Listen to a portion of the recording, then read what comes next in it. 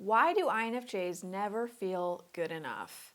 Now, this is a question that is a big one for INFJs. However, it's not something I usually explicitly am asked by INFJs. Instead, this is something that's more underneath the surface. This is definitely a subconscious or totally unconscious issue for INFJs.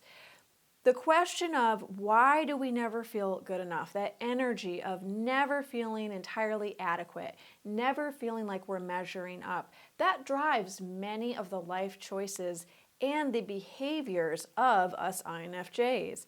Because of this, we tend to become overachievers, people pleasers, workaholics, and compulsive accommodators.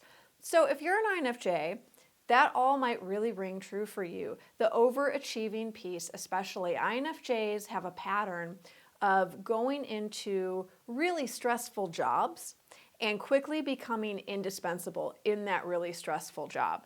It is quite typical for an INFJ to be hired somewhere. There's a certain job description of things they're supposed to do. And after they're there for a while, usually a short while, maybe even a matter of months, they're taking on more and more work. They're taking on jobs that aren't theirs. They're helping out their coworkers to a point where it's stressing out the INFJ and it's not actually helpful to anyone. The INFJ is trying to wear too many hats. They're trying to do too many things at one time. It's this overachieving piece that is driving us to do that.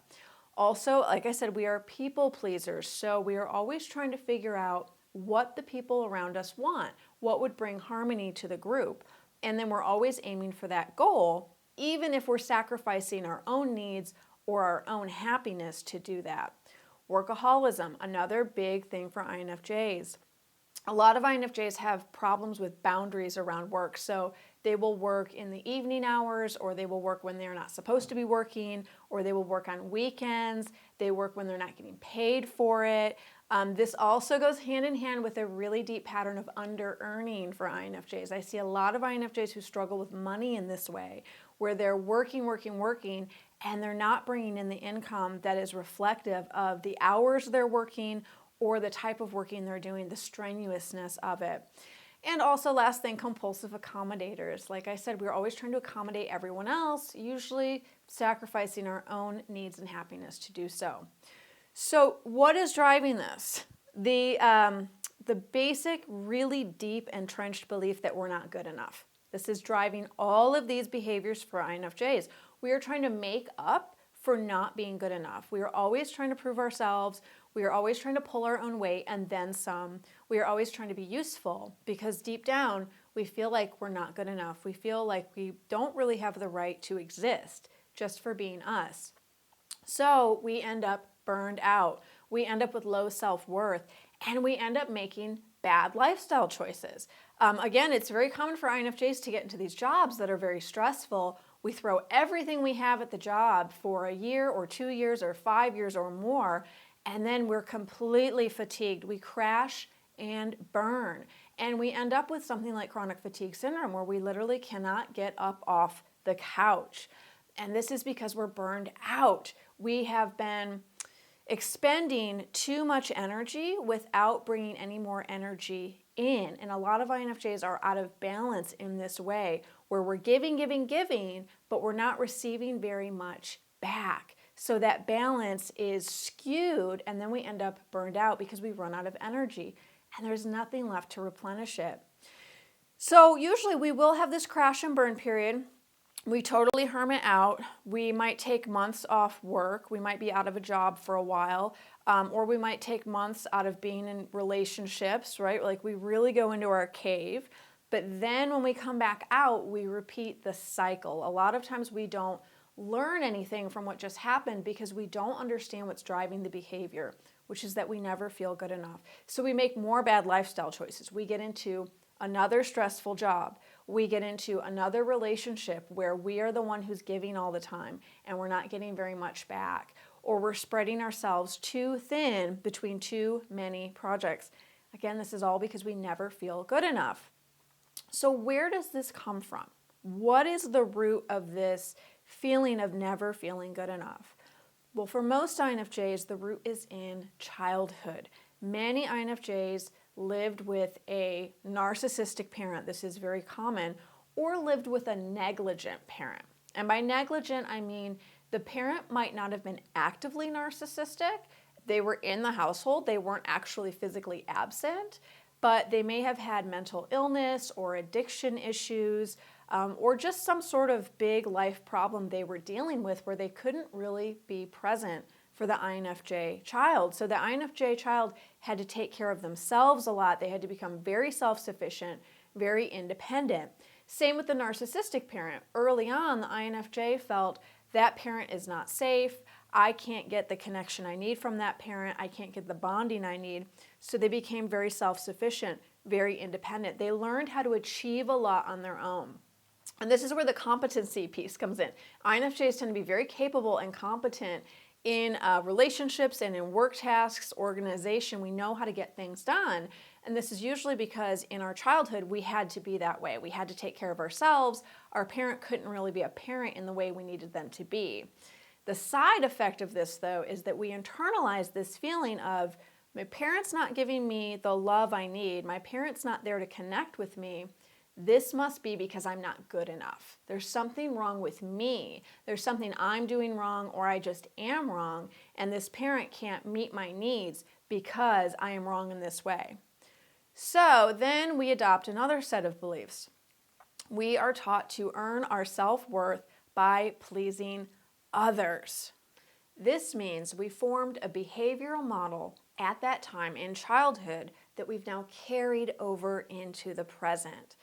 And that behavioral model includes certain beliefs that we are still running in our programming, whether we are conscious of them or not. These beliefs include, I only have worth if I am useful to others. That's a big one always running in the background for INFJs. I only have worth if I'm useful to others. I only have worth if others approve of me. This is where that people-pleasing piece comes in, that compulsive accommodation. Another belief we carry is when you love someone, you manage their feelings for them.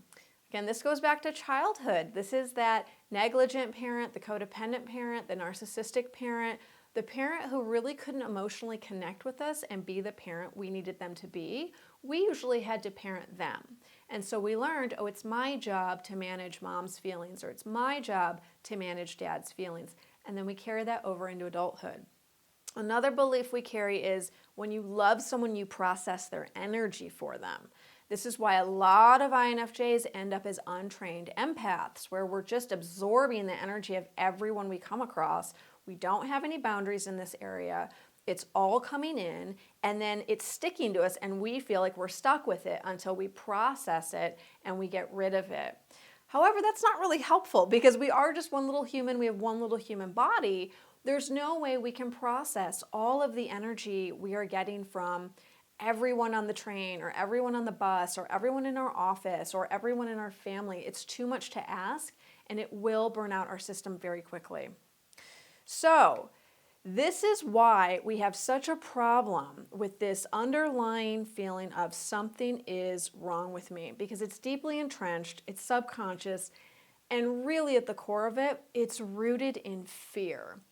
All of these behaviors, the people-pleasing, the processing other people's energy for them, the overachieving, this is all driven by fear. I'm not good enough. People won't love me if they saw the real me. I have to be useful. If I'm not useful, I won't get the love. This is all rooted in fear. So to break out of this pattern, there's a few things we have to do. Number one, and this sounds simple, but it's really difficult for INFJs. We move into observance over reaction. So what that means, when we are in an interaction with anyone and we feel them getting upset, we feel that they have a need that we can't meet, or it's not appropriate for us to meet that need. This happens a lot in office situations, work situations, or family situations, especially if we have a history with this person where we are trying to take care of their feelings and trying to process their energy. So they're starting to get upset, they need something, we can't give it or we shouldn't give it. Usually what happens is we go into reaction. We are so affected by their upset feelings, and we can feel their upset feelings, So we're trying to have this big reaction to it and manage them. Okay, what can I do? How about this? How about this? We're usually like compulsively in a panicked way throwing options at them. What can I do? How can I help? How about this? It doesn't make the situation better because we are totally in reaction mode. We're totally in fear. What we want to do is pull back, pull our energy out, and just observe what is happening without reacting, a lot of times without saying anything, without taking action, letting the person be upset, letting that interaction play out, that dynamic play out, and just observing what is happening. This sounds unbelievable to many INFJs, but a lot of the time, if you stop reacting, if you just stand or you just sit and you watch and you observe the situation, the person will manage it on their own. They will reconcile that emotion within themselves on their own. They'll be angry, they'll be upset. You stay seated silently, just being with them, and that emotion will move through them. They'll have their big reaction, and then they will be free to just process it and move on without you doing anything. And once an INFJ is doing this for a while and really practicing this, you'll start to see this pattern of, oh, when I don't interfere, when I don't try to people please or compulsively accommodate, the situation's actually better. It doesn't amp up the energy, it doesn't escalate things. The person is able to handle their own problem or their own emotions on their own, and I don't need to be part of it. So as part of this, the next thing we do, we cease being the constant responder. Again, this is very difficult for INFJs because empaths are really used to being the constant responder. We are highly sensitive, which means our response time to whatever is going on in the environment is much faster than other people. If there's a sudden loud noise, if the phone rings, if somebody's mood shifts in the room, we quickly pick up on that. We quickly get the stimulus, and then we usually respond faster than anyone else, especially to emotional energy. When the mood shifts in a room, we quickly begin to suss out what's going on and come up with ways to take care of it or manage it. So we want to cease being the constant responder. Again, this is moving out of reaction and into observance. The last thing we want to do is return the energy and the emotions that don't belong to us to wherever they came from. Now, I always say this to my students and my clients, you do not need to know where it came from. You do not need to know the particular person whose energy that you have soaked up and is triggering you. A lot of INFJs get stuck there. I need to know, is it my spouse? Is it my friend? Is it my boss? Is it my sister? You don't need to know. Sometimes you will know who it is. Sometimes you'll get a name if you ask your intuitive faculty, but you don't need to know to return it. You can just know, oh, I'm really upset right now. I have kind of an inner tornado going on. It's not mine. It doesn't feel like mine. I'm going to ask to send that back, or I'm going to order to send that back. This is not my energy, and I'm going to return it to whoever it belongs to so that they can work with it. So these are the three things that you can do. Move into observance over reaction, cease being the constant responder, and return that energy that's not yours.